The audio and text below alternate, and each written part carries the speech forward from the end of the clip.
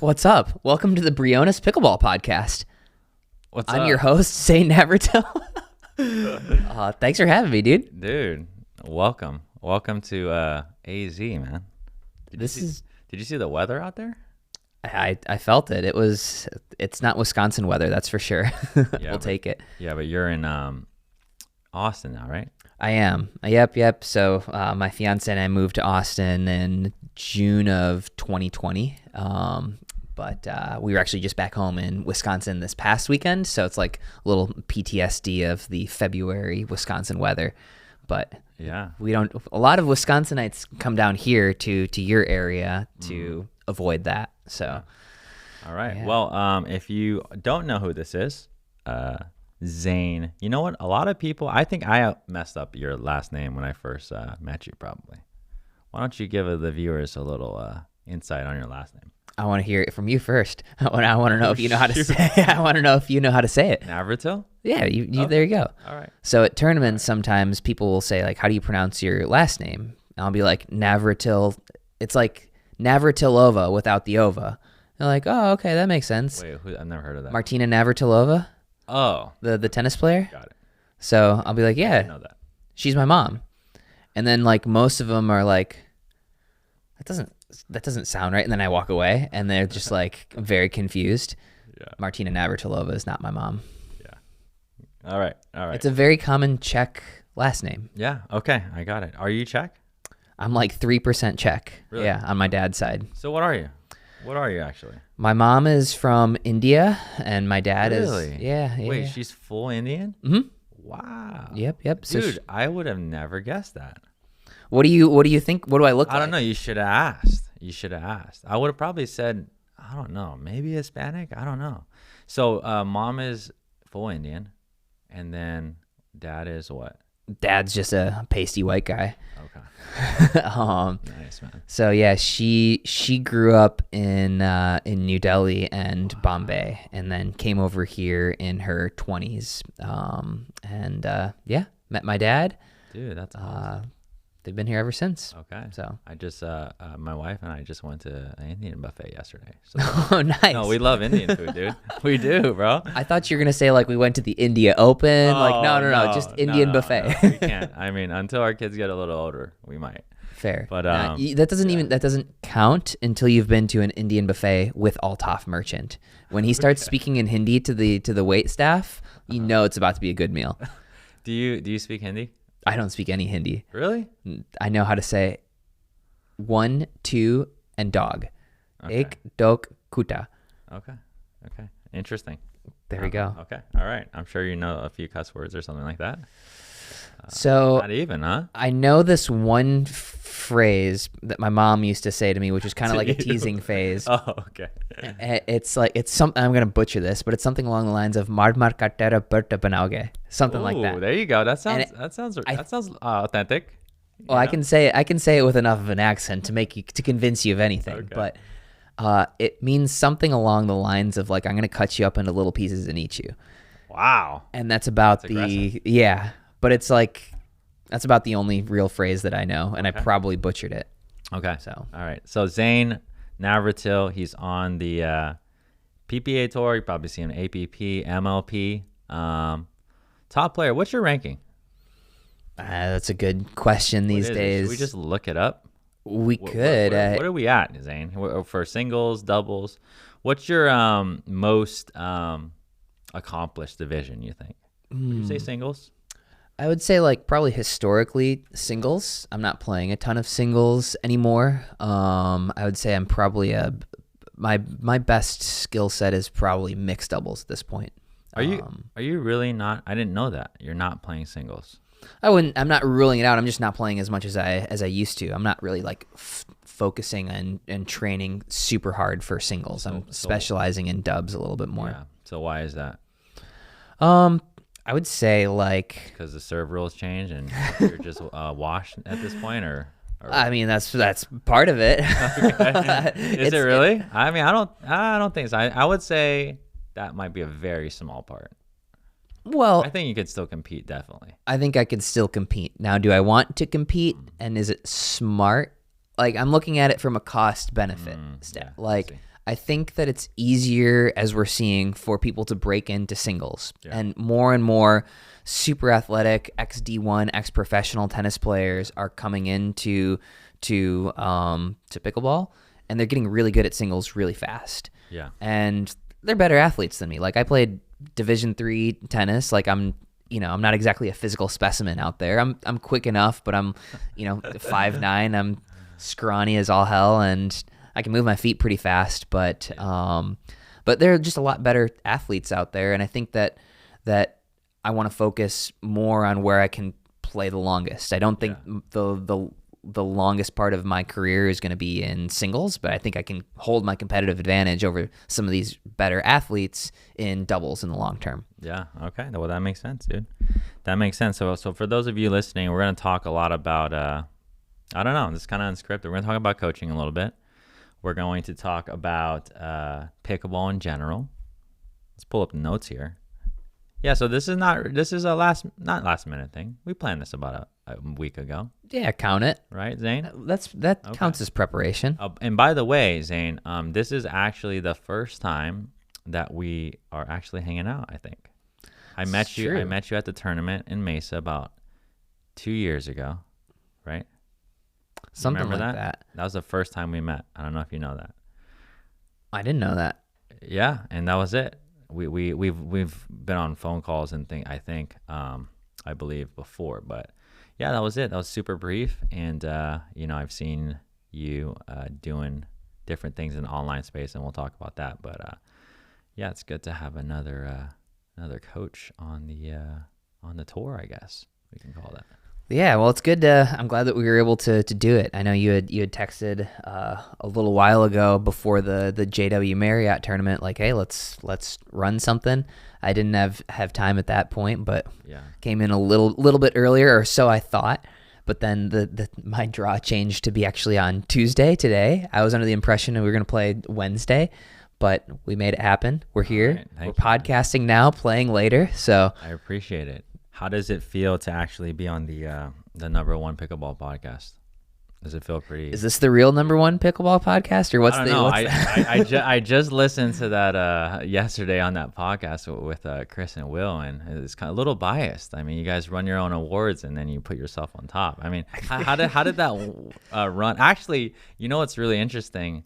I watched that, and dude, I'm so busy right now. I didn't even know that I wasn't even on there. So I think I got third, and I was like, oh, wow, I didn't even know that. Thank you. Congrats. Thank you. Now, it would be like, we can't run the Dink Awards and not give ourselves #1. Yeah. Like, I mean, what do you might be a little butthurt about it, whatever, but you can't expect us to not do that. I got you. It makes sense.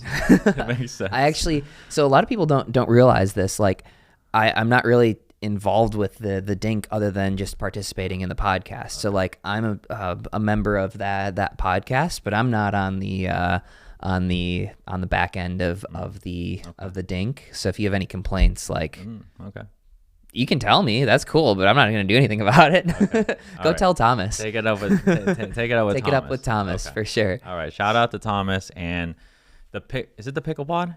Something like that. I don't know. Shout out to the Pickle Pod. If you want to listen to, you guys go over a lot of current events, a lot of juicy stuff. And if you want to listen to that, go check that out. You guys do a fairly good job. Yeah, that Thomas is putting a decent amount of resources into actual, like, some preparation, some editing, all that stuff. So, I mean, most of the time we just pop on there and BS around a little bit, but every now and then it turns into a good pod. So yeah, no, it's really good, dude.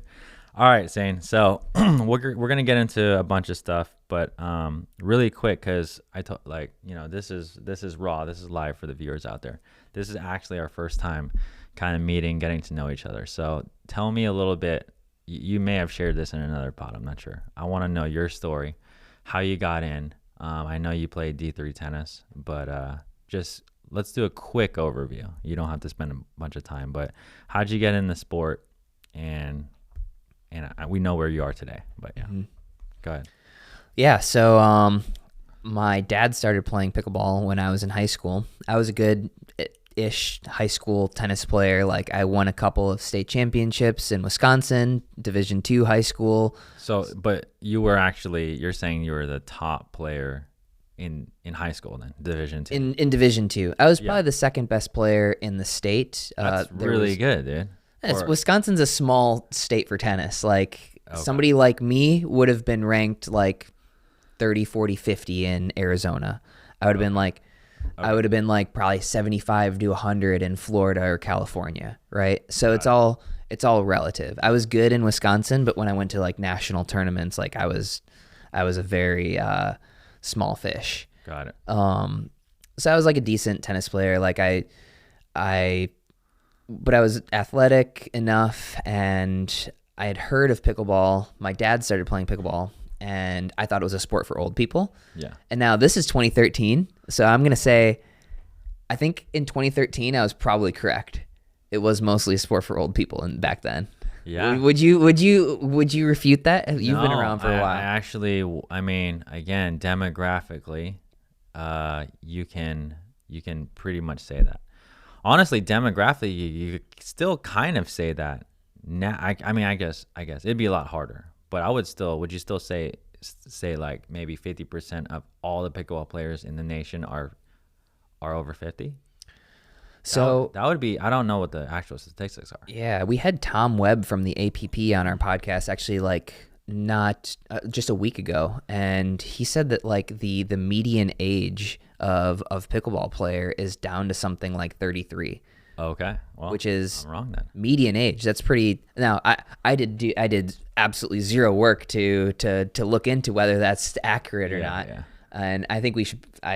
I could have butchered that number, but like I was very surprised by how low the median age was.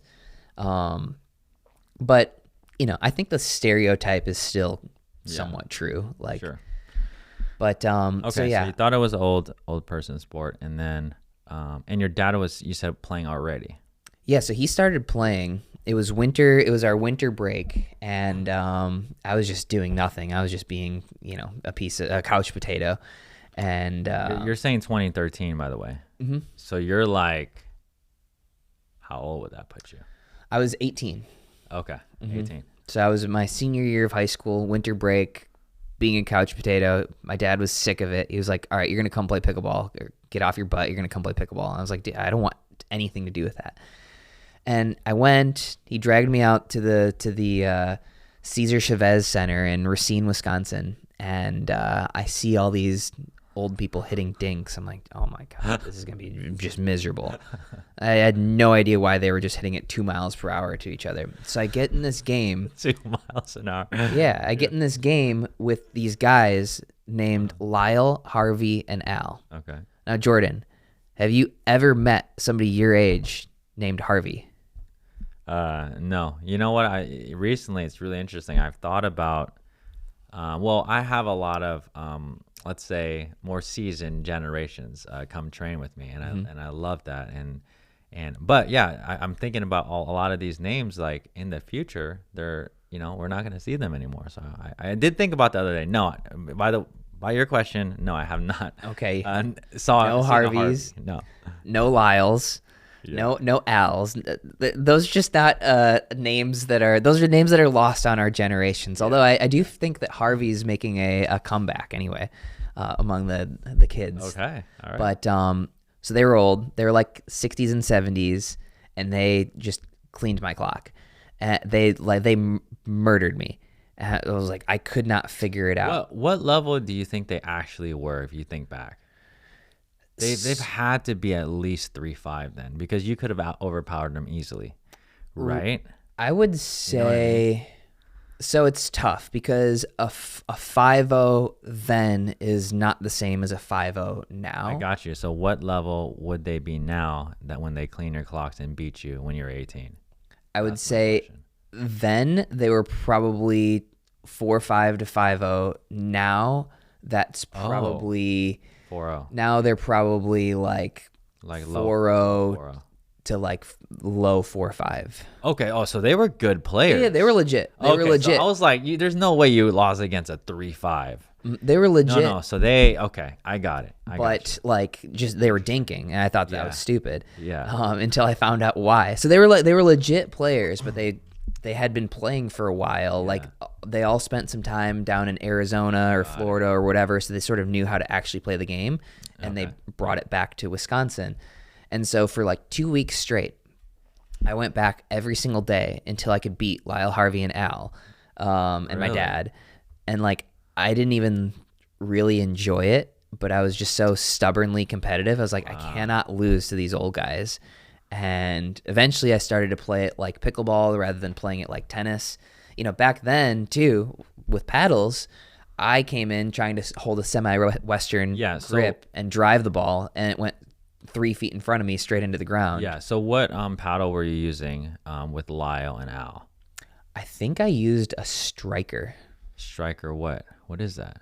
Just a striker? I don't remember. I think striker was the paddle company name. Okay. And then how many months did it take you, or weeks did it take you to beat them? When? Because you said you went every day until you beat them. So did that play out, or like what happened? Yeah. I was beating them every now and then. Like the games were really good by the end of my winter break. I went back to school, got back into tennis season.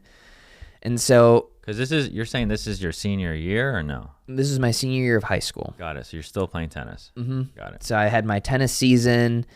I would play, on days like an MLK day where we didn't have school. Like I'd go and play. So for the next 3 years after that, from 2013 through 2016, 2017, I probably played like once a month. Got it. Okay. So I started playing college tennis at Wisconsin Whitewater, Division III. I didn't play at all during the season for my first 2 years. Yeah. After my sophomore year, I started to get a little bit more bored of tennis. That summer, I basically spent the whole summer playing pickleball. I played a ton. So were you bored though? Because did you see tennis as like becoming too hard? Like it wasn't going to be a long-term thing, or why'd you get bored of tennis then? I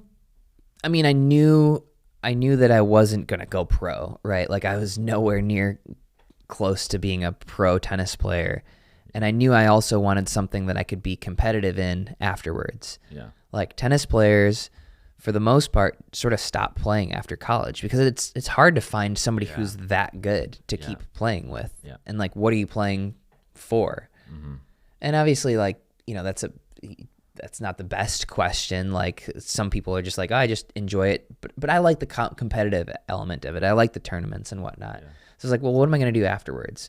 And so I was like, all right, I'll play pickleball tournaments afterwards. So I sort of had that goal. And, 2016, 2017, 2018, there were probably a handful of tournaments that were offering a grand of prize money, right? Yeah. You would know better. Yeah, your first tournament, though, was 2016 then? I think I did actually play one in the summer of 2014 with my dad. Oh, 2014. So me and my dad played the Wisconsin Cup in 2014, 2015, 2016. We would play like one tournament per summer, and that was about it.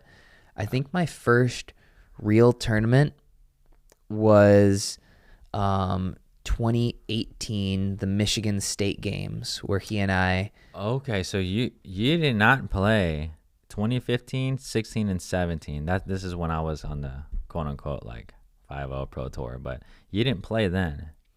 It was okay. I didn't play seriously. Like I didn't really play tournaments. I actually did. I would go play with like Dave Weinbach every now and then, who was like, that was probably the peak of his like time too. Because he was in Madison, I was in Wisconsin, so every now and then I'd go up there and play with him. Like, oh, he's really good, but he's not all that much better than I am.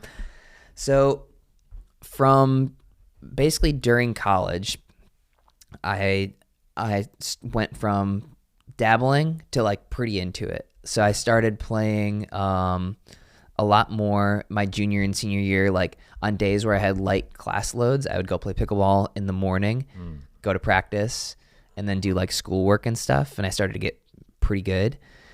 2019, the spring of 20, my years are screwed up now, but like, dude, I start my real job. Yeah, dude, mine are too, because even in tournaments and stuff, even when the PPA started versus APP, someone should kind of make a chart. Yeah, a timeline. Nice. Yeah. Have your editor do that, bro. Yeah. All right, editor. Let's get on that. Okay. It's also a little screwed up because I graduated early, had more tennis eligibility, whatever. Basically, I get my real job in 2019. I start working as an auditor for Deloitte, and I'm immediately like 75 hours per week. Oh my God. Starting September. So like, in order to get any pickleball in, me and Kyle Solinko are grinding at 5 a.m. on a wooden gym floor every day before work. With like a jug?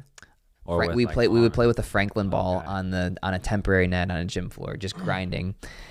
And wow, we did that for like, I ended up quitting my job at the end of June in 2020. So I only made it like 10 months, but I had 2,800 hours.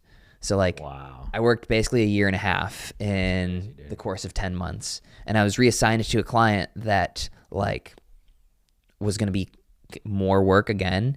I was going to end up the entire year with probably like 3,500 hours. And I said, I'm not doing that during, the summer. Yeah. So I quit my job. I was driving like Uber Eats, DoorDash, and like teaching some pickleball lessons. And the idea was like, I'm just going to do this while I look for my next career. And is this pre PPA, like any of those tours? Or APP had run the Chicago Open in 2019. PPA had run some Arizona tournament in early 2020. And they both had announced like pretty good schedules for 2020, but then obviously at the beginning of the year of 2020, COVID happens and all of that stuff gets postponed or at the time canceled. Yeah. So there really wasn't, at the time that I had quit my job, there wasn't even really a pro tour for me to go play. Okay. But anyway, I started. That was right during COVID then, you're saying. That. My fiance had actually like lost her job about a month before I quit my job. Wow. And she's like, what on earth are you doing? You have a stable, like good paying accounting job. I'm like, yeah, but I hate it. Yeah. And so pretty quickly, like the first, like the way I was making money was like, first I was like Uber and DoorDash. And I was like, why am I doing this if I can make, $75 an hour teaching? Yeah. And then it was like, well, why would I do $75 an hour teaching when I can do a 3andMe and make 150? And then it was like, well, okay, what if I scale that to a clinic? Mm-hmm. Okay, now we're making, $75 per person by 8 people, like more. I'm like, okay, what if I got a second instructor? Like, and so like by the end of that summer, I had scaled up the teaching pretty considerably to where it's like, I'm making way more money in way less time than I was at Deloitte. Like, why would I go do something else? I'm working on my own time. Like, it allows me to go play. I started getting better and better results that summer as well. And I was like, all right, well, I'm just going to roll with it.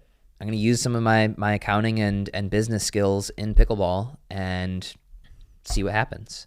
All right. So that's how we ended up here. Okay. Up here, you mean Austin? That's how we ended up like doing pro pickleball, I suppose. Oh, okay. Okay. Then when the MLP and all that, when those deals came out, then that became really serious then. Right? It was definitely validating. Yeah. Like it's been nice having more people start to understand what on earth that I do. I'm like, oh, I play pro pickleball. They're like, huh? Yeah. But when I first started in 2020, I was actually on Google's homepage when I quit my job because they did some article like work at the Big Four has gotten so bad that this auditor decided to quit his job to play professional pickleball. Oh, they did a story on you. Yeah. I mean, it was like a one-liner story. That was about it, but it was on the homepage. And I had so many people text that to me because nobody knew what the hell pickleball was. But now everybody pretty much knows. Yeah. No, that's awesome, man. So, yeah, I was in a weird way fortunate that I disliked my job that much to quit. Yeah, well, that was kind of one of the reasons why I quit mine too. So Yeah, where were you at? UPS driver, man. Okay. So full-time UPS in California. For those of you who've been listening a long time, wouldn't know that. Yeah, so we moved here into Arizona about 2 years ago. I quit that and started this. So it's been good, man. It's been Nice. good. We're the lucky ones, huh? Yeah, I mean, like you just gotta have the confidence in yourself, and it can't be unwarranted confidence, right? Like, what was that decision like for you? And I apologize, like if you've talked about this on your it's fine, podcast dude. before, Yeah. but I'm curious, like what went into that decision for you? Yeah, so I quite wasn't at. You were at 75 hours a week. Yeah, I averaged That's crazy. I averaged 67 hours over my 10 months. Yeah, so I was at about 63, and I also was commuting. I don't know how your commute was. So basically, it was like around 13-hour day, and with 3 kids, a family, that just wasn't what I wanted to be doing for the next 25 years. So that was it. That was it, man. Pickleball was growing. COVID kind of confirmed. Yeah, not COVID, but the explosion from that kind of shot that. And obviously, there's a lot of people playing now, so the opportunity was there. Obviously, it was a huge risk for us because we sold our house and moved here and bought a house, and just like you, I started teaching.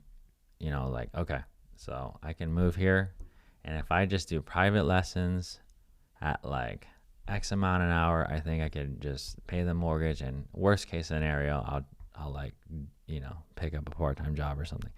But yeah, man, so that was about that's 2 years ago now, so 2022, and yeah, now we're pretty happy with everything here in Arizona. Is really nice. Dang. Yeah. So I didn't realize that you were still driving UPS while you had the channel and everything Yes. going on. Yeah, well, when we moved here, we started Briones Pickleball, but back on the old channel and everything, that was all. Yeah, so that's why it was really tough. I was trying to run a channel on the side. I was working 60 plus hours a week and had the family, so it was like incredibly difficult. Yeah. Yeah, you're grinding. Yeah. We were talking earlier. I was a consumer of some of those videos, like back when. So I would say like pre 2019. Pre 2019. So what? 2018. So, yeah, like 20 before 2019. Like I had no idea like anything really about who the good players were, like other than Dave. Like if Dave would come back and he'd say like, "Oh, I won this, that, or whatever." I had no idea about like pro pickleball really. And then 2019 and 2020, I was actually like watching some of your videos. Like I remember those from your old channel, some of those videos. Like I was just studying up and like Which I loved. Which ones did you watch, by the way? I don't remember when this came out, but I remember the Ben Johns roll shot, and I was like, oh, that makes sense. Yeah. Like, and I was like obsessed with trying that. That's probably the one that like sticks out the most to me. All right. I don't remember, you used to do a bunch where you had like pros that would come on and talk about like something that's specific to sort of their game. Mm-hmm. And I loved that. Okay, cool, man. Well, thanks for consuming, man. Yeah, no, of course. So I've been a fan for a little while. Which one of those would you say was like your most memorable, or like ones that like really popped off on the channel? Yeah. Well, just there's a lot of, on that channel. I mean, there's one that has more than 1 million views now. It's like crazy. So I don't know. Some of the teaching ones did really well. But it was cool. I think, a big part, not a shift or anything, but just for me, when I had a lot of the pros, I did like a dinking with the pro or something. Oh, where I yeah. had Ben, like Jesse Irvin, I think like some top players in the day, Irina Tereshchenko. I had certain players I just interviewed them while dinking. I don't know if you see any of those, but I don't know, man. I got to do a lot of videos. I mean, it's crazy to think about like hundreds and hundreds of videos later. It's just such a grind, you know what I mean? So when I look back on it, it's just like, wow, how did I even do all that? And now even these past 2 years, probably hundreds of videos later too. But yeah, just teaching ones were really good. And yeah, back then, there was no, I mean, the only creators back then was like me, Mark Renison, Third Shot Sports, and then like, do you know who Pickle Pong Deb is? You don't even know. Deb? Yeah, Deb Harrison. Deb Harrison, yeah. So it was like her and maybe like I'll throw 3 other random ones out there that I can't name right now because I don't remember, but it was very, very thin. So yeah, I mean, dude, Deb Harrison's videos have like I still sort of stumble across them as I'm doing like some like video research. Dude, her videos are like, some of them are like 500,000+ views. Like, yeah, she got in there early. Yeah. Oh, and Sarah Ansbury was one that had a few videos online, but it was very small, man. So yeah. Dude, now there's somebody good coming out like every single week. Like there's somebody new on the YouTube space, like with one of these channels, like every week it seems like, and everybody's growing pretty fast. Yeah, it's crazy. What do you think about the channels? And obviously, so this is something I talk to a lot of people about. A lot of people ask me about, because a lot of my clients and people that train with me, I think sometimes the problem is they're consuming so much content from so many different coaches, we'll call them.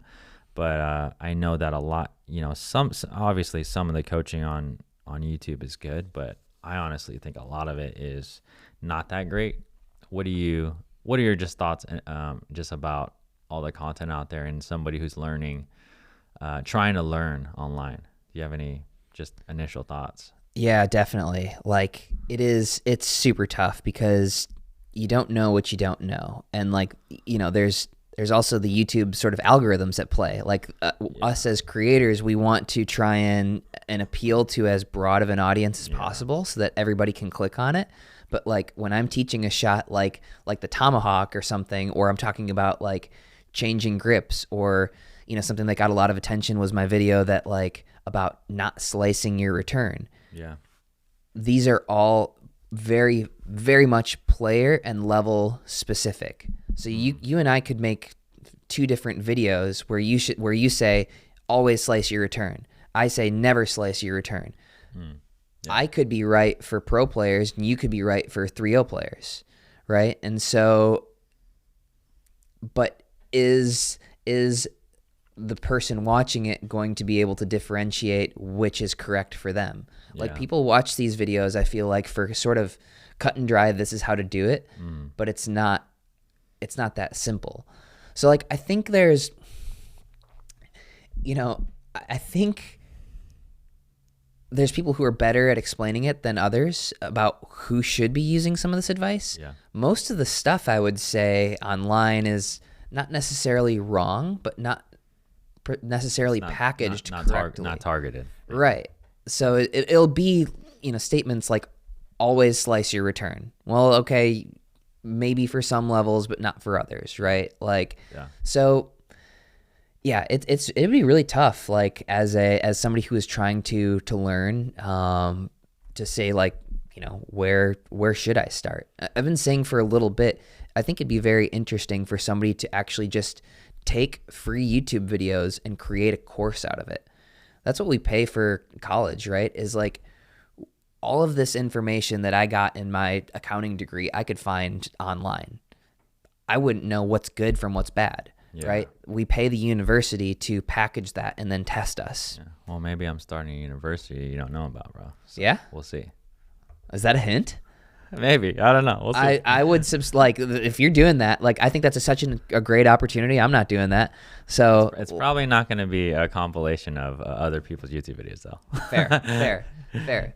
But I mean, like, there's you wouldn't necessarily have to create everything new. You could be like, okay, this person is right for this skill level. Here's a video, and you just sort of find it and piece it together. And if people trust you as somebody who knows what they're talking about, you don't need to create it all. You just need to package it. No, not a bad idea, dude. Not a bad. But are you going to be basically doing something like that? Well, there's some online stuff that I'm working on, and stuff like that. But it's gonna be my own content, yeah. Okay. But nice. that is the hard thing, man. I get that question all the time too. I even get players who've trained with me in the past like send me text messages and things like that on hey, what do you think about this video? And sometimes like, oh yeah, that's pretty good. And then sometimes like, oh man, let's not do that, because I just taught them the exact opposite. So yeah, so you're right about the total target thing. That's a big thing. Yeah, and like when I'm teaching people in person, I've taught opposite things to different players, right? What would be an example of that? I think the slice return is like the best example. Okay. Right? So let's explain, because those of you listening, right? I get this question a lot too. So who should be using slice and who should be using topspin? So I would say the slice works very well, probably up to around maybe like 4 to 4 or 5 level, because a lot of times players aren't adjusting for the backspin that's given to them. What happens when backspin comes to you and it hits your paddle is it kicks downwards. The spin sort of continues. If the player isn't adjusting for that, they're going to have a hard time, and they're probably going to dump some balls into the net as a result of it. Or they're going to overcompensate, try and hit a little bit too high, and give easy sort of fourth shots for the opponent. Yeah. Once you start to get to that level where players do read the spin and adjust, the slice is going to absolutely kill you. So like when I'm teaching, a 3-0. And explain that real quick. Why would it kill you? Because when you slice to me, so you remember the spin serve, right? Yeah. The spin serve, the premise of that the Zane serve. The Zane saw. We'll call it the Zane saw, sure. The premise of that was the only reason the chainsaw worked was because when you spin a ball before you hit it, when you make contact with the paddle, the pre-spin continues. Yeah. Yeah. The same happens when you're hitting a return of serve back to me. Yeah, when it comes off the ground. Yeah, when it comes off the ground, you're spinning, you're giving me a spin serve basically when you've hit a slice return. Sure. That allows me, your slice allows me to basically double the top spin that I can hit. Double is probably not an accurate, but it helps it. It helps it tremendously. So at higher levels, when players are compensating for that spin, the slice that you've given me, I'm turning into extra topspin against you. So there's a transition point where people go from not adjusting to adjusting and using that spin against you. So when I'm teaching, 3-0 players, it's easier to sort of put a little loft, open up the face, put a little loft on that return. You'll get a little bit of backspin. Yeah. But if you do that to a 4-5 plus player, for the most part, you're going to get kind of crushed by it. Got it. Yeah. I'm still, I've actually gotten, it's funny. I think when that video came out, I got a couple of texts about, from people asking about that video. Hey, is this right or wrong? And I pretty much I did not say the same thing. I'm still, for me, I'm still a firm believer in mixing up your returns. I think slice could still work at pro levels, but you're right, it does add more spin.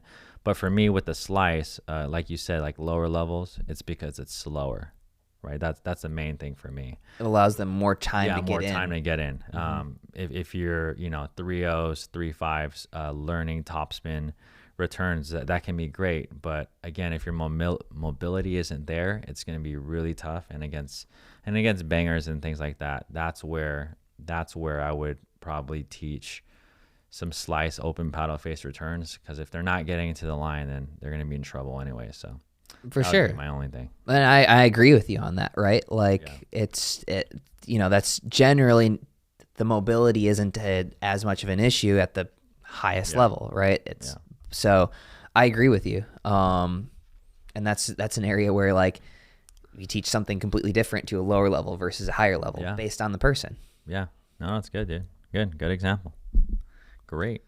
Yeah. What about you? What do you see being like one of the something that you strongly disagree with out there on the YouTubes? Okay. I'm going to start with one, and this one's going to be this one's gonna this one's funny. Ready?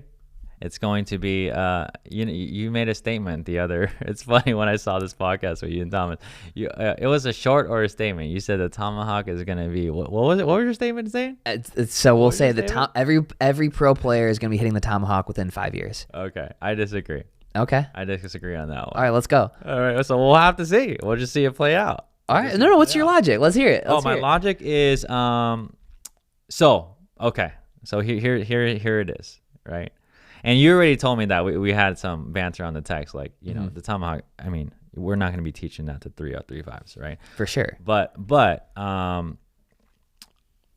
so what does using it mean? Using it a lot, or maybe using it once in a blue moon? Let's define using. Yeah, and then right? that's fair. That's a very fair question. I would say using meaning like pulling it out more than once per game. More than once per game. Yeah, no way more than 50%. My logic is just more than 50% of people using said most, because you said most players, which is 51 or more, sure. Most pro players. So I don't think so. We'll have to see, right? But I just think that just efficiency. So the thing about that shot, you can angle it off. Just to the main reason, right? You correct me if I'm wrong. You can angle it off right. If you're a right-hander. Yes, But you can pull it across the body. That's the most natural way to hit that. But that's it. Besides that, right? Oh, and I guess the other reason would be on putaways, it's very hard to read if you get a high one. Let's say they're in transition or up at the net, right? It's very hard. It's deceptive. So my thinking is it's possible, but I don't see that happening because the other shots, the other foundational shots like swinging volleys and stuff, may be used as a first option. Mm-hmm. So it is an option, but I don't see it used enough to where most pro players are going to use it more than once a game. Okay. But that, I don't know. We'll see. We'll check back on this in 5 years, and we'll set the timer. My logic behind it is the most natural way is certainly to angle it off cross court. But I mean, I've myself and other people who use it regularly, like people that come to mind being DJ, Andre Mick, Jeff Warnick, if you count him. Yeah. So right now, we're pro players. We're probably at 5%. Right? Think about it. If that, yeah. Yeah, no, if that. So we have a long way to go. Of us. It's a handful of us. No, I agree. All right. But the biggest thing. The thing is, though, too, right? When you're doing that, do you need a paddle or something? I was about to go get a paddle. Right here. I'm getting one of my paddles. I don't want one of your Selkirk paddles, bro. Dude, you want a Selkirk paddle? So really quick, the thing is, you correct me if I'm wrong. Zane's coming. He's coming back. You correct me if I'm wrong, Zane, but when you're doing that, you can kind of only go short. It's not like it's short angle. It's not like far. You're not going to be hitting that shot deep. Right? I would say it's always short angle. I would correct you there. Like I would say that's the most natural spot to hit it. Sure. Like if you're just going to swing and you say, okay, Zane, hit the spot that you feel absolutely most comfortable with. I would say, yeah, probably short angle cross court. Okay. But at this point, I can also, like, I've done it enough where I can push it. Well, you've mastered the shot. Yeah. I wouldn't say that, but I've hit it enough. Yeah. I can go wherever I want with it. So the biggest advantages I see are the wrist snap.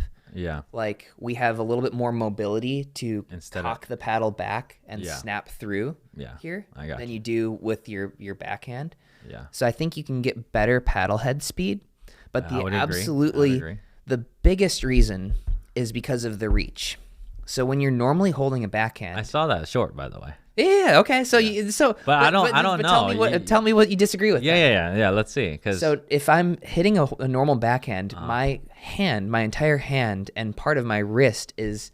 What's the best way to show this? There we go. You're right there. My entire hand and wrist is in front of the paddle. Okay. Right? Go ahead. But if I flip it over. Now my entire hand and wrist is behind the paddle, and it's just giving me... So you're just talking about from here to here. Yep. Right. So that's true. Now I wonder, but I think we would have to really measure that and then that and actually take a measuring stick to see if it actually reaches further. Okay. Right. Because you're right about that. But I guess the full extension of we're getting super technical here. We are getting pretty technical. But that's what I would have to measure. You're right. From here to here, it already does it. But I don't know if it actually from there, right, all the way extended, and then they're all the way extended. I'm not sure. Well, fair. I haven't measured it, but that's the reason. That's the main reason why I use it. Gotcha. So I haven't measured it. For me, I feel like I have better reach that way. And so when do you use that shot? Obviously, when it's the limitation of that for those players that are actually trying to do the tomahawk, and also don't try and do the tomahawk. Well, believe it or not, I don't know. I mean, I do a lot more teaching than you at this point, but there's a lot of players that naturally do that because they don't have good volley technique, but they just stay here. So there's some players that actually have that natural shot, but where they get in trouble is when it gets lower and lower. For sure. Like closer to the net. Super hard when it's down low. It has to be, shoulder kind of chest level. Right? Is that, would you say that? Like anything, like lower it gets tougher. It gets much tougher. You really have to hit upwards on it to do it. Yeah. So I would say that the place where I'm doing it most frequently would be when they're hitting a third shot drop. Like I know I'm not in trouble. Yeah. And if they float it, I can reach in a little bit better and be offensive with that shot. I can get a little bit better top spin. But only really though, you're not limited, but you tell me, mostly when you're on the left side. When you're on the right, you don't have the angle. Right? Correct, but I mean like generally if you have a high backhand from the right side, your other player is going to come over there with their forehand and take it from you. Like if I really have time to set up for that shot, it's not because that's a bad shot, it's because I'll take my high forehand over my tomahawk at any time, right? I'll let my opponent or my partner hit that high forehand rather than my tomahawk anytime. So yes, like you wouldn't really hit it from the right side, but it's not because it's a bad right side shot. It's because you're saying a forehand player would usually take it. In that case, and I am not a forehand takes middle big proponent. I am a forehand takes middle proponent when it's like a forehand takes high middle. Yeah, sitting ball. Yeah. Right. Yeah. Okay. Interesting. So I use it then, or even in a quick hands exchange when it's like up here. Yeah. Like sort of high and off to the side a bit. Like that's just natural for me now. So. Okay. Well, you can go from scorpion to that right away, basically. Right? Could, like I'm saying, if someone's speeding up to you, you can get right here, and then if it happens, the speed up happens to be right here, you can just flip it. Mm-hmm. Right? Jack Monroe's doing a good job of that right now, actually. Like I don't use it really in that context a whole lot. Oh, so you don't scorpion then a lot. That's what you're saying then. I do. Really? It's the same shot. It's the same grip, right? Same idea.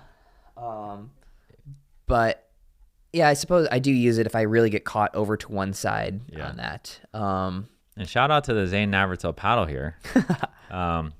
Discount lots code, of airtime. Discount code soon. Briones PB. Yeah, how's Selkirk gonna like that?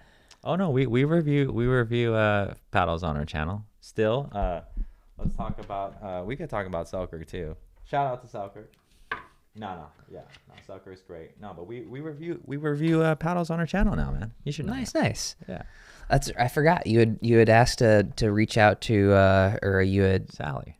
Yeah. Yep. Sally, Joe, the Pro XR squad. Yeah, we'd love that. Pro XR. When's the new Pro XR coming out, dude? Do we have a special release date? Special drop? Yeah. It's Chinese New Year right now, so or maybe it was recently, but we're hoping for Q2.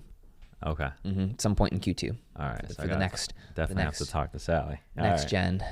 Okay. Cool, man. Yeah, YouTube stuff, filming, schedule, routine. I mean, you have this stuff, but I don't know, man. What else are we gonna get into here?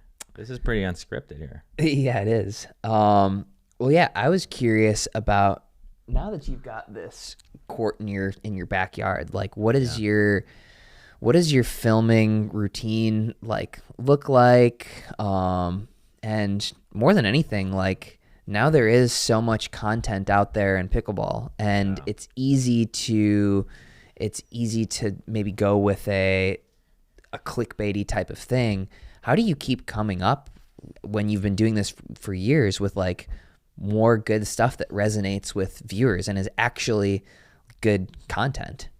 Yeah, that's a good question, dude. I think first off, it's definitely getting more saturated. There's a lot of creators out there. Like I tell my clients, just take a grain of salt of what you watch, because obviously there's some good content out there for sure, but obviously there's a lot of content out there that are pretty kind of like you said, either just bad and not great advice, or just this is the way you do it, but it's for a particular level or player and they don't know that, right? So we talked about that. But I coach a lot, man. I coach a lot. So I get a lot of my ideas, a lot of my scenarios and stuff like that from coaching, because I see it all the time and I see what players struggle with and things like that. The thing about content creators today, especially in the pickleball space, they've gotten really good at I would say, at the YouTube algorithm, right? So teaching could be pretty good, but they mastered the algorithm, and they spend a whole bunch of time on scripting the video. And I've even seen your stuff, right? You're not out there spending like 3 hours, 4 hours to script one video. You know what I mean? So 3-4 minutes. Yeah. I spend more time than that, but basically what I'm saying is, you. Yeah, but so yeah, Zane spends a lot of time, a lot of work on his videos. So go check out. No. My time spent is just the time on the court and playing. And I do actually I don't teach the same amount as you do, but yeah. My inspiration comes from my clinics as well, for sure. So. Yeah. So, anyways, there's certain creators that, spend a lot of time on that. They've mastered the YouTube algorithm, which is great. They're growing really quickly. I'm taking, it's been a wild ride, man. It's been a wild ride from like California to here, starting Briones Pickleball, trying to figure out things, starting a new business. And, I would say that I'm not, I don't have that same strategy of just doing that. I mean, if you look at my channel, you probably, I know you know about it, but you probably don't see everything we post. But obviously teaching videos, the podcast, there's other things we're doing where obviously strategy breakdowns. So I'm really going in depth on strategy and actually teaching, right? So I would still classify some of the creators out there as teaching, but to me they're not really they're not like on the field instructing, and that's what I do. I live and breathe that, because I'm so much on the court. So I think my content's definitely different, and it's from real use case scenarios and real life things and real life people that I coach all the time. So how do I come up with new things? Well, we have people on the team that are helping us with more ideas and stuff like that, but I'm also branching out and doing more fun things as well. So some backyard battle stuff where I have people come in, and you guys will see on the channel, but just me more doing some commentating matches with people, pros playing here, and also like 5-0s. I might do some stuff in the future where I commentate 3-5 matches. But just doing different stuff like that, man. And but I'm really staying on the coaching kind of teaching train. That's what I want to be known for, and that's what I just think that's what I've done really well. And even though my videos may not get as many views maybe as these channels that have done really well on the view side, I'm happy where I'm at. And just trying to educate, So well, I do feel like you've done a good job of establishing trust with your audience too. Like when you post about something, it isn't like a clickbaity title, and it might not be the most sensationalized type of thing, right? As much as you can get that in pickleball, when people know what they're gonna get from you, it's gonna be very quality. It's gonna be solid advice, but it might not be the flashiest, the flashy, and the combination. You're very much on the instructional side, and now what I think we're seeing with some of these channels is they sort of masquerade as instruction, but they're entertainment, really. Yeah. Like they're more on the entertainment side of things while still sort of having some of that instruction. That's if good. that makes sense. That's a good way to put it. Yeah, I would agree. So, yeah, I think that you have like while it might not be as large as some other channels, like I think you probably have to be at one of the like most trusting audiences of you personally. I feel like that's worth more than a couple extra views. Yeah. Thanks, man. Appreciate that. I'm just saying that to make you feel good. I don't know. Thanks, man. You said you were just saying that, or you weren't? I don't know. You'll have to go watch the replay back and hear what I actually said. All right. Well, thank you or not thank you. Thank you, Zane. But yeah, cool, dude. Yeah, I appreciate that. Your channel has been growing. You've been doing more and more stuff. I actually saw that the 1 up 1 back video the other day. That was interesting. Yeah, we're going from like I've been doing a lot of instructional stuff historically, and like my buddy Carlos opened up this place called The Lab in Austin. I was gonna ask you that. Is that where you film right now? With the black background and everything? Yeah. That's not your place. No, it's Carlos Delora. He's a pro out of Austin, and Ryan DeWidgeon. They're working on it. We're gonna partner up for more of that sort of entertainment stuff. So basically, like my channel is gonna be my instructional videos, but we're also gonna do a whole bunch more of these sort of like challenges on a separate channel then. On my channel as well. Oh, on yours. Okay. But it's going to be sort of including that sort of group, right? Got it. Cool. Because like I think that there's so much fun stuff that we can do. Like when we filmed that thing, whatever it was, like a month and a half ago, the 1 up 1 back, and a couple other ones that we're releasing soon. Like it really just sort of came from like a conversation and a bet that we had internally, like who would win this. Yeah. Like, and we're like, all right, well, let's do it. Let's film it. Let's put some actual money on the line and we'll find out. And that just like got the wheels sort of turning. Like, yeah. And this type of stuff exists in other sports where there's challenges and whatnot. And so go ahead. I was going to say, I do get some ideas just from outside different genres, but yeah, you're right. I think there's a place for that. So I'll always stay teaching, but yeah, I'm kind of starting to do like some of the challenges and stuff but they're just games. But yeah, we're starting to do some stuff like that. So that's cool. Yeah, nice. Cool, I mean, it's I think there's space for sort of the personalities and stuff too there. Like I wouldn't say that I'm like sick of teaching. I'm struggling. Like I don't know what else to sort of like. I don't always know what else to teach. I'm sort of focusing on more of the maybe like things that are coming up, relevant, like Scorpion or whatever, like, and making a video about that. But, I was just like super passionate about some of these videos, right? Like, man, this would be so much. It was more exciting to me to be able to do some of these videos, actually play in it, compete. Like, that's cool. Yeah, so it's slightly more fun. I'm still gonna put out some instructional stuff that Jordan doesn't think is any good, is what he said earlier. I said mediocre. Stuff. But yeah, I mean, like, dude, I'm having so much fun with YouTube right now. Yeah, like, that's awesome, man. It is really cool how many people you can impact and entertain or help. Yeah, right? No, that's great, dude. You've been doing it for forever, so you know how it goes. Yeah, I have a question for you. So you coming in the game, obviously there's a Zane saw. There's, just the serve rules in general, right? There's so much there. We can talk about that. We don't have to. You guys have gone into it in your podcast, but evolution of the game just in general has been astronomical from when I started, and I tell players this all the time that even so you started before me, actually.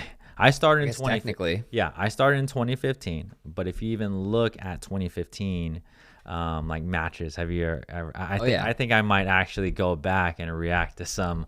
That's another thing. That'd be a fun segment. That's another thing I started on our channel too. React videos. I don't know if you saw like coaches reacts, but anyways, one of the huge things and maybe we can talk about going in the future, but one of the huge things that has changed in the game is topspin, right? Obviously the serve and a whole bunch of other new shots, ernies, ATPs, ATP defense.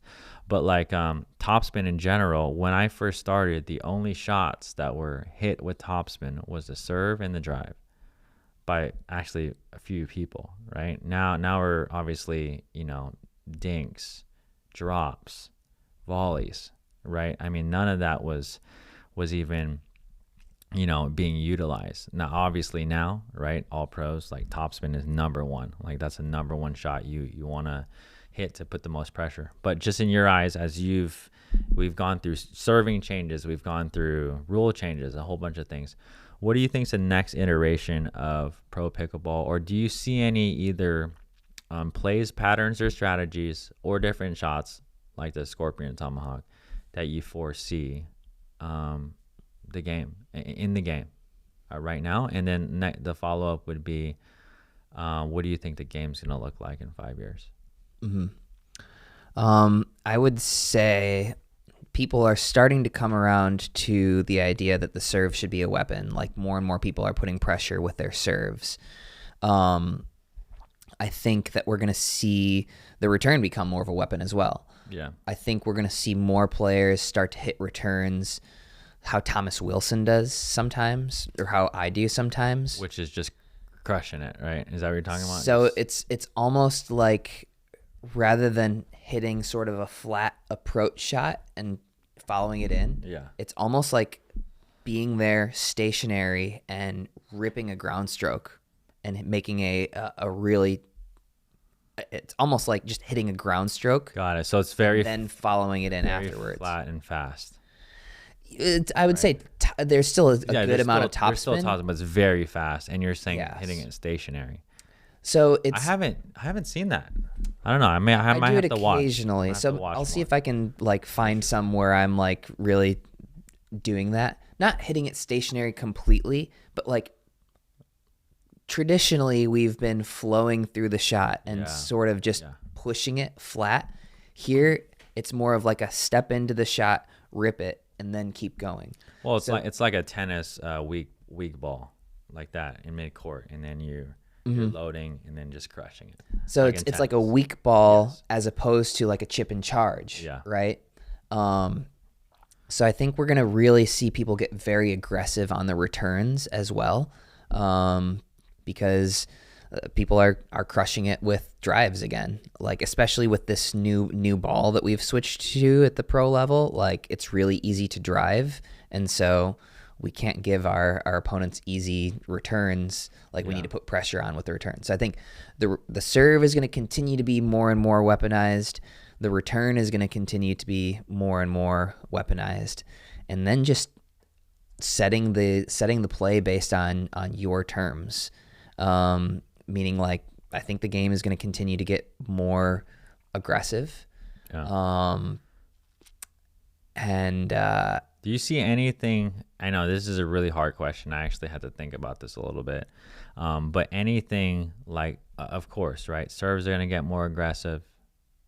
Returns, drives, speed ups will be more often. Countering everything's going to get faster. But do you see anything out of the box that you see? Or do you think the game itself today is pretty much, besides being faster and more aggressive, it's pretty much set in stone of what it's going to look like?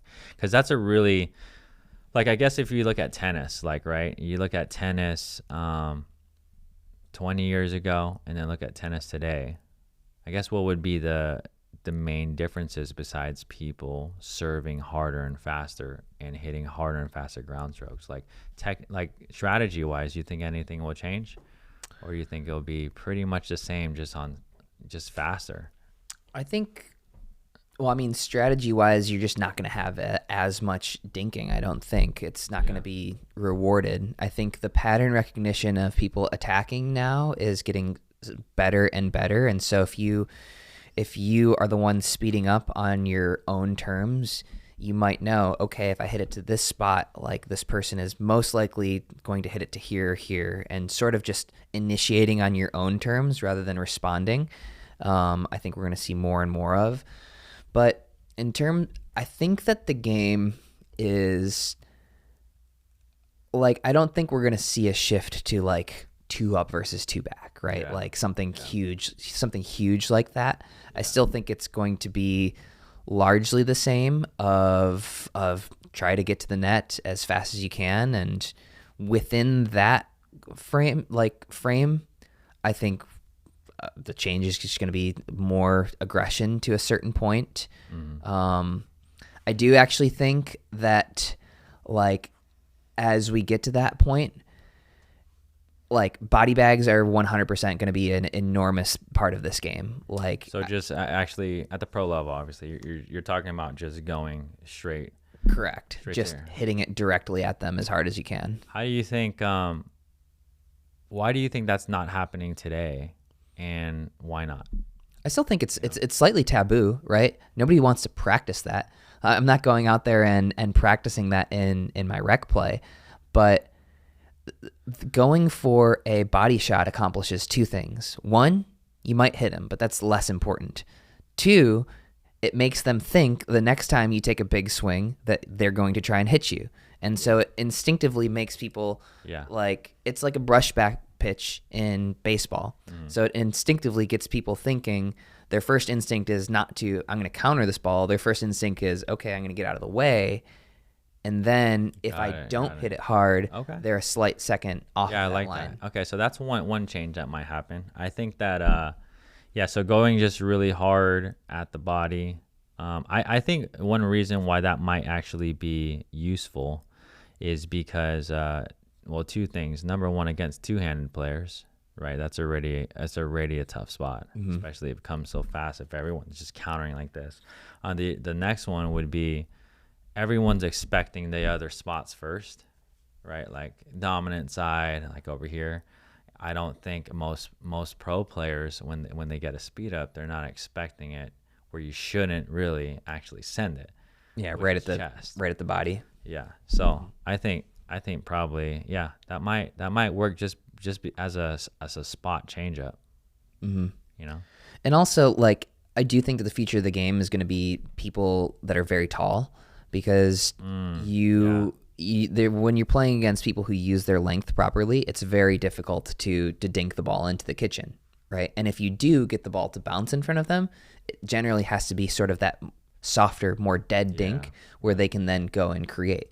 So I think the game is going to shift towards people that are 6'5 plus, 6'3, 6'4, 6'5, big guys. And so what is the only physical advantage that I would have over somebody who's big? I can get out of the way of the ball better. Like, get out in the way and probably the lower balls. Like, potentially, but if you get a guy who's who's limber enough, like, they can get down to that shot too. Like, most people have somewhat similar reach on that. Why do you think tall players struggle? Especially, when I'm teaching players, obviously they're amateurs, but why do you think taller players struggle? I've even seen this in pros with dinks and stuff and digs at their feet, though. Do you think that's an actual thing, or do you think that the 6'5", 6 players could actually master that? Or do you think it's harder for them because they actually have to bend down? Do you have an example player? No, I mean, no, but the taller guy, I've seen the best defensive specialists are not taller. Yeah, maybe who's the best defensive specialist, would you say? I don't know. So the best resetters, so I would put Colin in there, Riley, Thomas Wilson, right? I mean, if you look at the women's side, right, Elise Jones, right, the players who are fairly shorter, some of them at least, their defense is crazy good. But I don't know if that really has to do with height or not. But I guess if you're shorter, your arms are shorter and you're right there close to the ground. But I don't know. Maybe you get your feedback. But I don't know. When I think of players who dig out balls and are really, really good, it's not the Eric Langs. It's not like the really tall players or the Decals. True. Yeah. No, that's fair. I think. So that very well could be a part of it. I don't know if it's necessarily. I would say you're probably correct, but we also don't have quite as big of a sample size of those big players. Yeah. Like it could possibly just be that like Deckel and Eric happen to not be as great in the midcourt. Yeah. Andre is a beast in the midcourt, Yeah. right? No. Diescu is really good. Deckel's atrocious. I play with Deckel all the time. Deckel usually just gives up in the midcourt, but then sometimes he won't, and he'll just like murder me with a ball. So that might be all kind of the strategy. The taller players spend less time in the transition. Yeah, they definitely speed through it as well. Yeah. So I would say like there's a good chance that it could be correct that tall players have a more difficult time getting down, but I wouldn't say that for a certainty. Yeah. No, I would. Larger sample size of smaller players. Yeah, I would. I mean, I would take to be 6'6" any day. Yeah. So if that's if the trade off to being 6'6" is being slightly worse in the midcourt, we're all taking that. Okay. Right. All right. I mean, would you take that? Yeah. Absolutely. Yeah. I guess singles and doubles. Like. Okay. Well, singles. Yeah. Sure. All right. I think So. That's funny. All right, Zane. I got one. At least, I don't know how long this is gonna go, but what's next, man? I want to know from you, like playing pro. I mean, there's a lot of questions I can ask you about playing on the tour, your training and things like that. But what do where do you see yourself after the pro tour, or how long do you see yourself doing this? And I mean, what has pickleball meant to you? Do you feel like you're going to be doing more things in this space even after you're done? Bro, that was like 9 questions. Yeah, that's what I do. Obviously, I'm still getting used to this this interview. Dude, it was like 7. It was like 6.5. Dude. All right. So I would say, since I quit my job and made the decision to do this as a full-time thing, I've been doing this as a business. I've always envisioned my play as basically like my marketing expense. My ranking or my ability to be on the live stream drives people to respect my sort of brand, right? And so I've always gone into pickleball with the assumption that I'm never going to win $1 of prize money and I could get hurt at any time. And I want to create something that I can not have to go back to being an auditor, basically. Yeah. So I'm heavily involved in the business side of Pro XR. I'll have a job there when I'm done. Really? With I didn't know that. Yep. A job as in power creator, or what position? Like, what would you do? So I am director of pickleball strategy for the parent company. So what is the parent company? The parent company is 35 Capital, which is just which is Ron Saslow's sort of. I don't know the best way of describing it, but right. he invests in different sports technologies and like music technologies. That's current. I did not know that you were doing that, but that's currently your role. That's your role after you're done with the pro tour. So right now my role is like 50% sponsored player, 50% Wow, I did not know that. Like sort of consultant advisor type. Okay. But and when I'm done playing, it'll go to 100%. Just like. Nice. More desk job type of thing. Well, that's cool. So I've got that, and I sort of do something similar to a smaller extent with a couple other brands. I have the clinics. I have the channel, which I'm really enjoying right now. Yeah. And yeah, I've got my fingers in a lot of different things. So I do like the business side of pickleball. I foresee myself being in pickleball for a long time. And, in the way that this has changed so quickly, like in 2013, I never would have thought there was a pro tour. In 2020, like I never would have thought that you could get $2,000 just to show up to a tournament. And then in 2021, it's like, oh my goodness, MLP did $100,000 of prize money. In 2022, they did that 6 times or whatever, 3 times. And it just keeps growing faster and faster and faster. So it's really hard to have like a concrete sort of plan. So I want to set myself up to be in the right place at the right time, have the right reputation to take whatever is next. And I don't know exactly what that's going to be. That's cool, man. That's awesome. So like someone like Ben, I think he said in an interview or something, right? He's not going to play a day past 30, or I don't know. He said something along the lines of he's going to be done. For you, will you just keep it going as long as you're, as long as you could compete with the best, or do you have like a limit or some other plans, at a certain age? How old are you, by the way? I'm 28. Okay, 28. So I would say 2 things. Like I only want to compete if it's fun and it's still fun. Like I've been playing for 10 years and I'm still having fun. If it stops being fun, I'm done.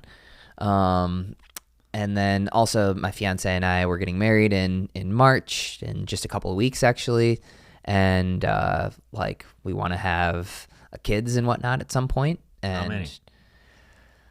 I want 3, she wants 2.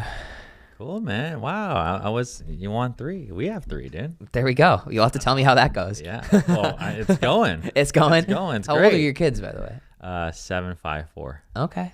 Do you think great. 3 is a good number? 3 is a great number. I mean, 3 or more. 3 or more. Yeah, dude. Kids are awesome. Nice. Yeah, but 3 is a great number. I would suggest that you have them close. That would be that's ideal. In at least in our world, because if we spread them out too much, it's just longer, and also and they want to be closer. So and maybe that's my personal thing, because I'm like 5 years apart from my sister and 10 years apart from my brother. So like I didn't really hang out with them. So, but yeah, but that's cool, man. I've seen that Family, too. family man Zane, huh? Yeah, definitely. No, I've that, dude. I'm looking forward to that. Like obviously I'm really enjoying playing and all of the really awesome opportunities that it's brought me. But like, yeah, I'm looking forward to, at some point not being gone every other week. Yeah. Right. Like, so does your fiance, what's the plan? Is she going to try, does she work? She work remotely? Or? Yeah. Yep. She's got a remote job. So you guys are going to travel every time then together, or no? Every time together. No, like when you're on a tour. No, she does her own work. She does her own stuff in Austin. She probably comes to like half or something. Maybe like one every 6 weeks or so. She says she comes to like the fun ones, right? So she likes to come to MLP events. She like Beer City, places where we might have some friends. But it's good. She wants to have like her own identity and her own friends and all that stuff, and I think that is really good and healthy. And then I'm actually so unbelievably fortunate that my fiance isn't part of the pickleball cult. As much as I love you guys, like the last thing that I would want to do when I come home is be like, is have her say, "Did you see that Ben opened up the face on his paddle on his backhand dink?" That would drive me. Opened up the face. He opened it up 1/16 of an inch. It would drive me crazy. So like we can talk about non-pickleball stuff. Yeah, that's we great. pretty much only talk about non-pickleball stuff. So like people are like, well, isn't that kind of hard? I'm like, yeah, don't get me wrong. Like it's not fun being away. The easy route would be for her to come with to all these tournaments and stuff. But I think this is better for me and for her. She does her own thing, and then we have other stuff that we like to do together or talk about. Yeah. So cool, man. That's awesome. Yeah, yeah. So you're not traveling too much anymore. The kiddos? Yeah, no, dude. Everything I do now is so that I can spend as much time I can with them. So we actually homeschool our kids. Oh, nice. For now. So we'll see how long that goes. But yeah, they're here at home, and obviously we have the pickleball court in the backyard, so they get to play. Yeah, man. So it's been fun. Yeah. So what should we look out for from your kids? Like, do you have aspirations of like being the coach of some pro pickleball players, or like are you one of those dads, or are you one of the like, hey, if they like it, like they can go with it. I'm not gonna push it. Like, Yeah. So no, so I'm in the school of thought. Well, I've just seen it all kind of like with my family members, and also, I've seen parents push, I've seen parents not. So, yeah, if they really enjoy pickleball, I would love to coach them, and for them to get better and better, and take that. So, right now at this point, our 7-year-old is for now, he's like the most like athletic, and also aspiring to do different things, but he's in a whole bunch of different things. So and he's naturally just talented when it comes to sports. So he hops on the court, but I'm not pushing him too hard because he's in trying to play golf, and also martial arts, and doing Ninja Warrior. So a whole bunch of Oh, dang. Yeah. He's into a lot of stuff as a 7-year-old. Yeah, he's doing a lot. So yeah, but it will always be there. And I think when he gets older, closer to a teenager, he'll figure out what he wants to do, and maybe we go full on with that. Maybe it's pickleball, maybe it's not. I mean, the cool thing about having like Briones Pickleball and would be cool. Like, I mean, who knows? Like, obviously, I'm gonna not do this forever. I'm gonna do this for a very, very long time, and I don't think I'll ever not be passionate about pickleball. But hey, if one of my kids could take over the channel and basically coach and take over the family business, the family name, business, that would be awesome. So we'll see. Okay. Yeah. So if your 7-year-old kiddo, what's his name? Josiah. If he says to you like, Dad, I want to go all in on pickleball, like, what do you do? Yeah, I'm gonna tell him that's great, and I'll probably just start training him. I don't know. I don't think it's gonna be anything more than that. I'll also probably, just like any of my kids with any sport, and we know like this is more of a serious, every year it's getting more and more of a serious sport, and as you know, it's going to get harder and harder. So the reality is, right, it's hard to be a professional.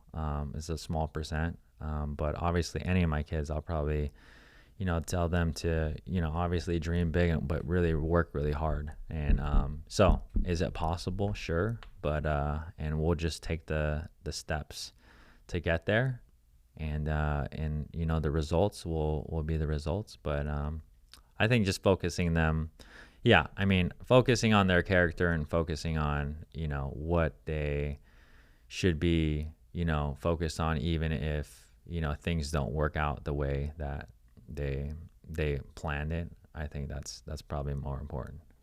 Okay. Yeah. Gotcha. Well, so like you said, training. I wanted to drill into the training thing. Like, I'm curious. Like, you have a blank slate of a player who wants to get as good as they possibly can. Like, what does training look like for somebody like that? Yeah. So just so what age, what skill are they at? Let's say Josiah is 13. And he's 4-5-ish or so. Yeah. Well, drilling is going to be obviously a big piece. We both talk about that on our channels. And if they're serious, like, getting a coach is going to be obviously at the top of the list too, because you can get to a high level without a coach, right? I mean, some players, right? Those of you out there who have gotten to already a 4-5 or a 5-0 without coaching, you can obviously do it. If you're really trying to get to a level of a professional level, or something that's higher than 5-0, I think that a good coach would just help you get there a lot quicker, and you're gonna learn things that you don't know, and just the path is just easier, So like, and I tell players this all the time, and player, obviously I do a lot of coaching and do things like that, but why would people even come and train with me? Well, I always like to say, I look at things in a totally different lens now that I'm actually running my own business, because I actually have a business coach, right? So like, why would I go to him and not just figure it out myself? Well, it's time, saving me time. It costs money for sure, but it's saving me the hassle of figuring out all the things that would take me hours and hours to do, and then it's the guidance and direction. So I think from any standpoint, a good coach in anything right? And that's the key piece, right? It's hard to find good coaches, but if you can find somebody, that's exactly why I get coaching in different areas in my life. So that's what. So drilling, obviously, you got to surround yourself with a lot of players, good players, and then a good coach. Here in Arizona, I don't know if you know, but there's a good amount of juniors here that are like 5.0 level. So I think there's a lot of juniors going to be coming out out of Arizona, and I know that's happening everywhere. But it's good. Do you work with a decent amount of junior players too? I mean, a few. I have worked with them. Right now, I'm focusing on more. Yeah.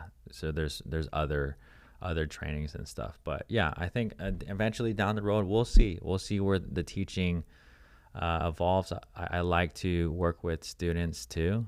Maybe academy at some point. I'm not sure. So we'll just see what that has in store. Yeah, I gotcha. Yeah. Yeah, it's kind of like you kind of got to just see what happens a little bit. I had one other question. Sure. Like, so do you have to be a pro to coach pros? You're gonna answer that? No, I'm curious what you think. Yeah, no, it's a really great question. So I think that no, of course not.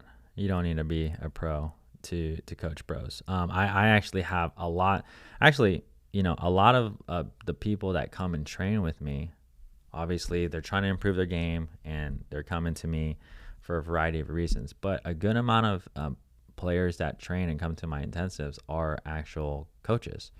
So they coach like beginner players mainly, or they coach like 3.0s, 3.5s, and they kind of want to learn from me and also better their game and improve their game. So to help, I think beginners, intermediates, there are players that communicate really well. And let's say you're a 3.5 and you're coaching beginners, right? And I think that can be done really, really well. Or you're maybe a 4.5 and you're coaching 3.0s and 3.5s and things like that.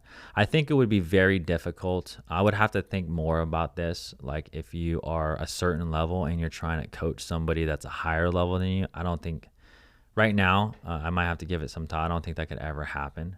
But obviously there are coaches, right? As we're starting to see in the pro scene, right? There's coaches for pros, and obviously they're not better than them.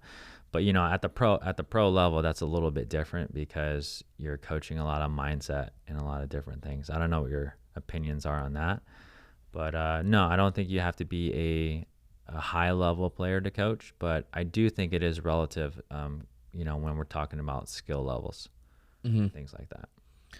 Yeah, no, I think it's an interesting sort of debate. Like some people say that, like, well, how can you coach it if you've never done it yourself? And it's like, well, do you really need to be able to do it to yourself to like explain and see things for other people, right? Like, a perfect example could be somebody like Ben Padilla from Real Clear Stats, right? I think he plays at 3.0, 3.5 level, but okay, he can so still tell you're gonna have to inform me. Okay, so he has a stats company in pickleball. Oh, got it. So he's not really a pickleball coach, but he can still give you a game plan. Like, return to this person. I know that they miss 21% of their third shots when their partner only misses 3. Yeah, but that's based on stats, though. Sure, based on stats, but shouldn't good coaching be based on stats? Like, if I'm hiring a coach, right? There's 2 things that you would maybe 3 things that you would hire a coach for.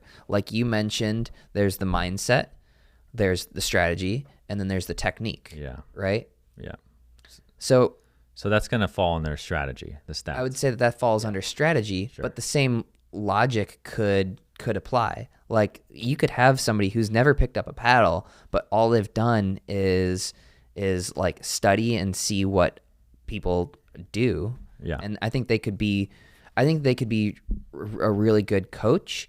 I don't think they could innovate in technique without having played. Yeah. So your player coaches are going to be the ones that like innovate in technique type of stuff because they're out there experimenting themselves. Yeah. But I think, some obsessed person could probably deconstruct everything about Ben Johns and teach you to be as close to Ben Johns technique-wise as possible. Probably, I would say really unlikely, but they'd have to be absolutely obsessed, right? And that's what I'm talking about, the 1% of the 1%.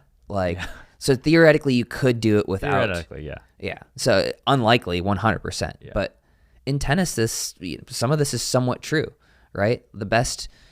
Not all tennis coaches played professionally. Not all. No, but I would say you would probably have to say at least every coach has played. I agree. At least probably maybe 5-0 level. Pretty decent level. Right? Agreed. Yeah. But you could look at, you could look at some basketball guys. Some of these basketball guys and football guys are not sure. stats guys. Yeah. Like, isn't that Mike, the guy from the Dolphins? Like, I'm pretty sure he's this quirky head coach that's like just a stats guy. I don't know. I'm gonna have to look into it, man. But theoretically, yes, you could do it without that experience. Unlikely, 100%. Yeah. But we're talking theory. Yeah. Thanks, man. Thanks, Zane, for coming on, dude. Oh, we're done already. Okay, that's the boot. He started playing the music on me. I was just getting started. We gotta hop on the court. We're actually filming some videos. I'm just messing. And you know what? This is the most calm I've seen you on a pod, I think. Really? Well, you told me I couldn't swear. You told me I had to keep it PG. I know. We got to keep it TV. Look, PG, I can't afford an editor to edit this right now. So this is going on a lot. This is going on right there. How much would it cost you if I just dropped an F-bomb right now? I don't know, $100 maybe. Is it worth it? No? We'll let you go. we'll let you escape with my first swear-free podcast in a very long time. There you go. Well, maybe that'll be the clickbait title. The first podcast. Zane doesn't swear. Yeah. But Zane, anything you want to tell the viewers before we sign off, man? I just really appreciate it. No, I'm thankful for you bringing me on. I've enjoyed some of the different clips and whatnot that I've seen from the studio. It's cool to see it myself here, and I would say check out the video that we end up making. I don't know when the hell hell's not a swear word. No. I don't know when that's gonna come out. Yeah, but that's still PG. It's all right. Yeah, we'll take it. All right. Thanks so much for listening, Zane. Again, thank you so much. Check out Zane's YouTube channel. We'll leave it in the description. Go ahead and follow them or follow him, and we'll see you in the next episode.